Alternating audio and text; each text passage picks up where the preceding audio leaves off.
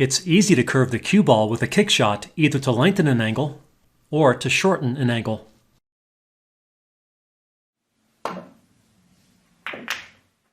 You can also curve a cue ball with a masse shot. You can also bend an object ball's path a small amount under the right conditions with a bank shot. But can you curve an object ball with a cut shot? In my previous video, I showed evidence that it is possible to do so by comparing throw of follow and draw shots. I called the effect Object Ball Swerve, or OBS. In this video, I provide clear proof that OBS is a real thing. Be sure to watch to the end, where I demonstrate the most amazing object ball bend shot you will ever see.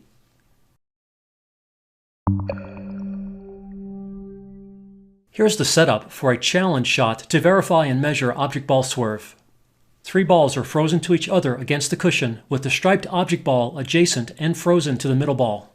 All key balls are tapped into position and marked with donuts for consistent and accurate placement. 3 diamonds away are 3 additional balls also frozen to each other against the cushion.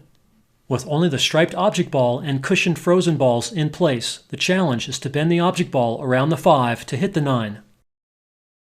As explained and demonstrated in my previous video, topspin on the cue ball pushes down some on the object ball. The transferred bottom spin on the object ball with throw causes masse curve called object ball swerve.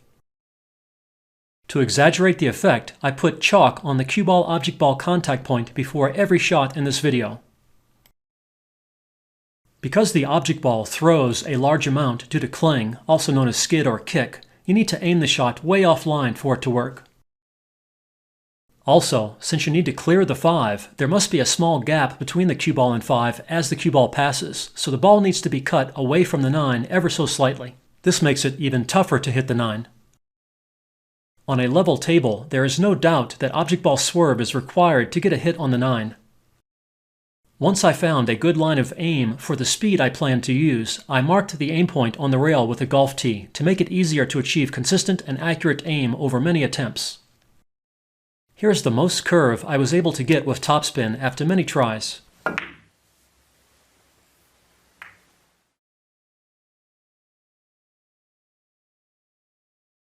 Since some skeptics out there might think my table isn't level, I decided to also use backspin to curve the ball in the opposite direction. Here, I need to clear the 5 on the left side and curve the object ball back to the right to get a hit on the 9. Here's my best curve shot with backspin.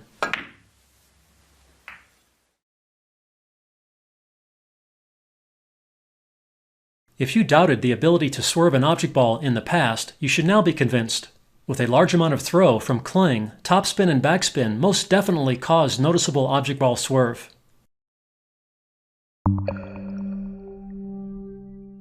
Next, I decided to remove the target ball and pocket the object ball in the far corner instead to attempt to beat a $200 challenge Bob Jewett posted many years ago. To get to the pocket, I need more shot speed, and with more speed, throw and object ball swerve are less, making it tougher to curve the ball. Pocketing the ball is possible only with pocket speed, accurate aim, full rolling topspin, and a chalk mark at the cue ball object ball contact point. If you even barely brush the 5, the shot is hopeless.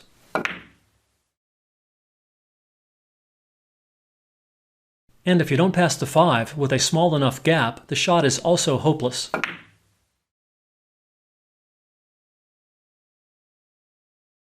Here's my best shot after many tries.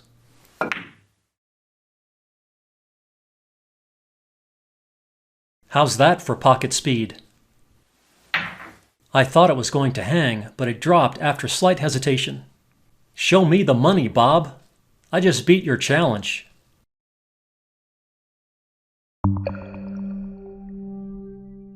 If your only goal were to pocket the object ball, a much easier approach is an object ball jump shot. You just need to jump the cue ball into the object ball to cause it to hop over the edge of the obstacle 5.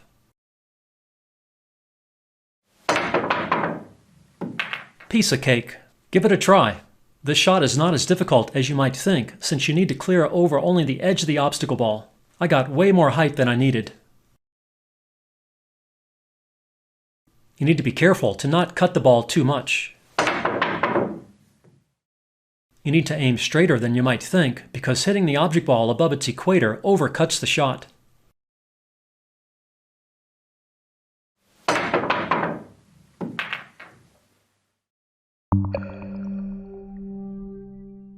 Returning to the original shot, with enough practice, you can even curve the object ball enough to pocket it in the side pocket like this. Let's watch that again.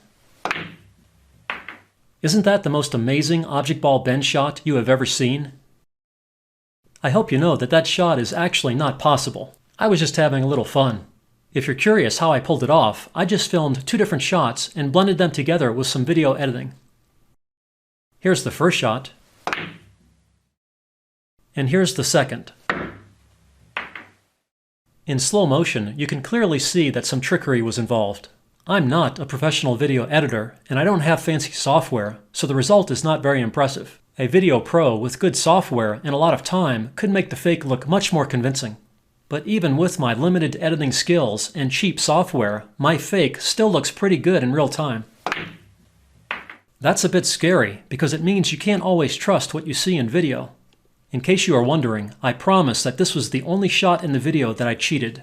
Everything else was real, as is the case with all my videos, unless I say otherwise. If you were a doubter in the past, I hope you now agree that the object ball can be swerved slightly, especially if there is cling.